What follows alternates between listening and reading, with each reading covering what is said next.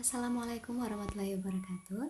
Perkenalkan, nama saya Filza Khairia dari Prodi Pendidikan Matematika, Fakultas Sains dan Teknologi Universitas Kanjuruhan Malang dengan nomor NIM 2004030306025. Kali ini saya akan mempresentasikan hasil kerja saya materi tentang hukum Islam dan kontribusi umat Islam mata kuliah pendidikan agama Islam dengan dosen pembimbing Bapak Imam Ghazali SAG MPDI.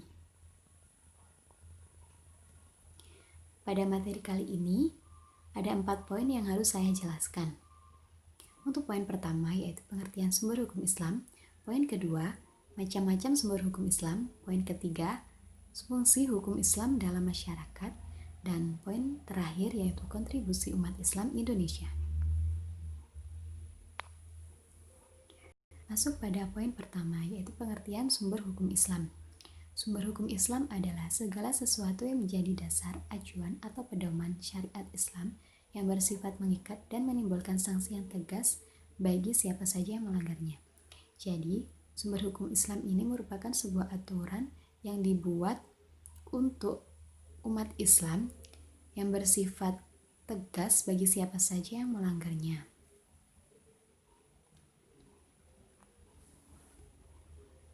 Selanjutnya, kita masuk pada macam-macam sumber hukum Islam. Pada sumber hukum Islam ada 3 macam. Yang pertama yaitu Al-Quran, yang kedua hadis, dan yang ketiga yaitu ijtihad. Pada ijtihad ini nanti ada 2 macam, yaitu ijma' dan qiyas. Untuk penjelasannya pada slide selanjutnya.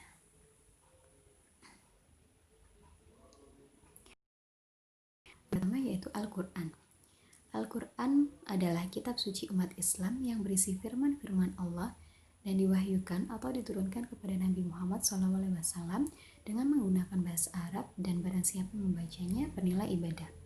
Al-Quran ini juga merupakan salah satu mukjizat dari Nabi Muhammad SAW. Kedudukan Al-Quran dalam sumber hukum Islam yaitu sebagai sumber hukum Islam, Al-Quran memiliki kedudukan yang tinggi. Al-Quran merupakan sumber hukum utama dan pertama dalam Islam, sehingga menjadi rujukan dan pedoman dari segala persoalan manusia. Sebagaimana Allah berfirman dalam Al-Quran, A'udzu billahi minasyaitonir rajim. Bismillahirrahmanirrahim. Ya ayyuhalladzina amanu wati'ullaha wati'ur rasula wa ulil amri minkum fa in tanaza'tum fi syai'in farudduhu ilallahi war rasuli in kuntum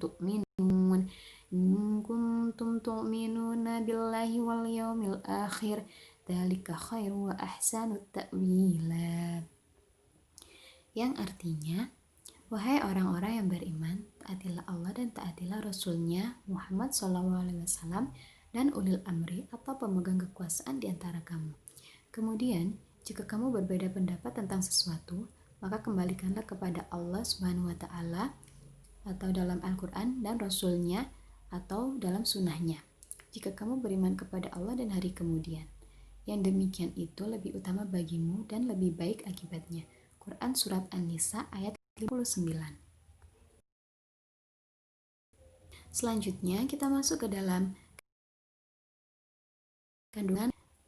Di dalam Al-Quran terdapat 3 kandungan. Yang pertama yaitu akidah dan keimanan, yaitu keyakinan yang tertancap kuat di dalam hati. Akidah terkait dengan keimanan terhadap hal-hal yang gaib yang terangkum dalam rukun iman atau disebut arkanul iman. Yang kedua yaitu syariat dan ibadah, yaitu hukum yang mengatur tata cara beribadah yang berhubungan baik secara langsung dengan Allah maupun dengan sesama manusia. Dan yang terakhir yaitu akhlak, yaitu Al-Quran sebagai penuntun manusia dalam bertingkah laku atau berakhlak kepada Allah maupun dengan sesama manusia. Lanjut kepada sumber hukum yang kedua yaitu hadis. Pengertian hadis secara bahasa berasal dari bahasa Arab yang artinya baru, tidak lama, ucapan, pembicaraan, dan cerita. Secara istilah, hadis yaitu segala berita yang bersumber dari Nabi berupa perkataan, perbuatan, dan ketetapan serta penjelasan sifat-sifat Nabi Muhammad SAW.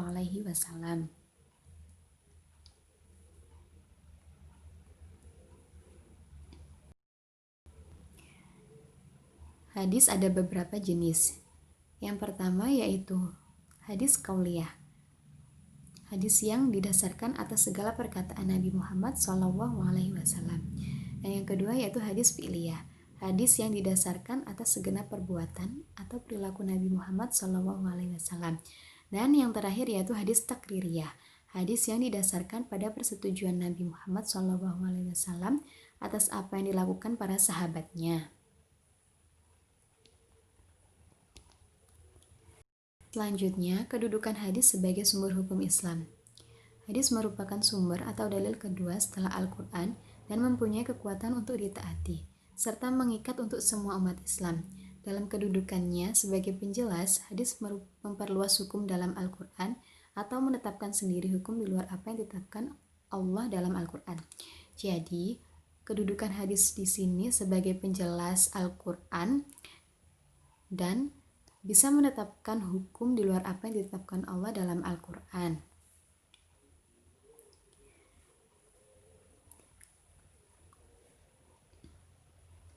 Untuk sumber hukum yang ketiga yaitu ijtihad. Pengertian ijtihad secara etimologi yaitu pengarahan segala kemampuan untuk mengerjakan sesuatu yang sulit. Secara terminologi yaitu penelitian dan pemikiran untuk mendapatkan sesuatu yang terdekat pada kitabullah atau syarak dan sunnah Rasul atau yang lainnya untuk memperoleh nas yang makruh. Seperti yang saya jelaskan pada pembukaan yang tadi, ijtihad terbagi menjadi dua, yaitu ijma dan qiyas. Untuk ijma sendiri yaitu keputusan bersama para ulama terkait suatu hukum yang belum ada hukumnya menurut Al-Quran dan hadis. Jadi, pada ijma ini, para ulama memunculkan suatu hukum yang baru yang belum ada dalam Al-Quran dan hadis. Sedangkan qiyas merupakan sumber hukum yang diperoleh dengan cara membandingkan hukum satu perkara yang belum ada dalilnya dengan hukum yang sudah ada dalilnya. Untuk qiyas ini membandingkan hukum yang satu, membandingkan hukum yang ada dalilnya dengan hukum yang belum ada dalilnya, seperti itu. Selanjutnya pada poin ketiga ya, fungsi sumber hukum Islam. Ada 4 fungsi. Yang pertama yaitu fungsi ibadah. Fungsi utama ibadah yaitu mengharap ridha Allah. Yang kedua yaitu amar ma'ruf nahi mungkar. Hukum Islam mengatur kehidupan manusia sehingga dapat menjadi kontrol sosial. Sehingga juga dapat mendatangkan kemanfaatan dan terhindar dari kemudaratan. Yang ketiga yaitu fungsi zawajir. Adanya sanksi hukum yang melindungi umat Islam dari perbuatan yang membahayakan. Fungsi zawajir ini dapat menjadi pembatas umat Islam dalam berperilaku agar terhindar dari sesuatu yang memudaratkan. Dan yang terakhir yaitu tanzim wal islah al-ummah, yaitu mengatur sebaik mungkin dan memperlancar interaksi sosial.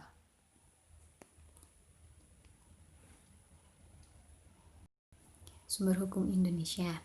Pada dasarnya, Indonesia memiliki hukum yang terbentuk atau dipengaruhi oleh 3 pilar sistem hukum yaitu sumber hukum barat, hukum adat, dan hukum Islam. Untuk sistem hukum barat yaitu berasal dari kolonial yang pernah menjajah Indonesia selama 350 tahun. Dan hukum adat merupakan suatu adat istiadat atau kebiasaan para masyarakat terdahulu. Dan hukum Islam merupakan hukum yang berlaku sampai sekarang ini. Sebagai negara hukum yang berlandaskan Pancasila, negara melindungi agama, penganut agama, bahkan berusaha memasukkan hukum ajaran Islam dalam kehidupan berbangsa dan bernegara. Sumber hukum Islam sendiri juga berperan dalam perjuangan proklamasi kemerdekaan Indonesia. Tidak hanya itu, tetapi masih banyak peran sumber hukum Islam dalam kehidupan Indonesia. Berikut kontribusi umat Islam Indonesia. Yang pertama, ada peraturan Undang-Undang Nomor 1 Tahun 1974 tentang perkawinan. pada pasal 2 ditulis bahwa sahnya perkawinan apabila dilakukan menurut ketentuan agamanya masing-masing. Kedua yaitu Undang-Undang Nomor 7 Tahun 1989 tentang Peradilan Agama.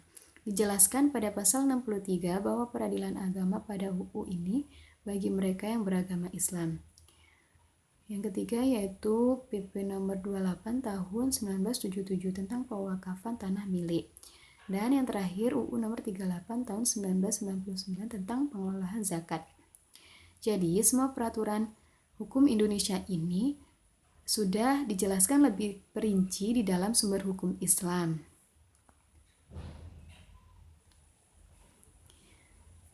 Selanjutnya, masuk kepada faktor mengapa hukum Islam menjadi dasar pembentukan hukum nasional. Untuk yang pertama yaitu mayoritas penduduk Indonesia beragama Islam. Yang kedua, sistem hukum barat atau kolonial tidak berkembang lagi.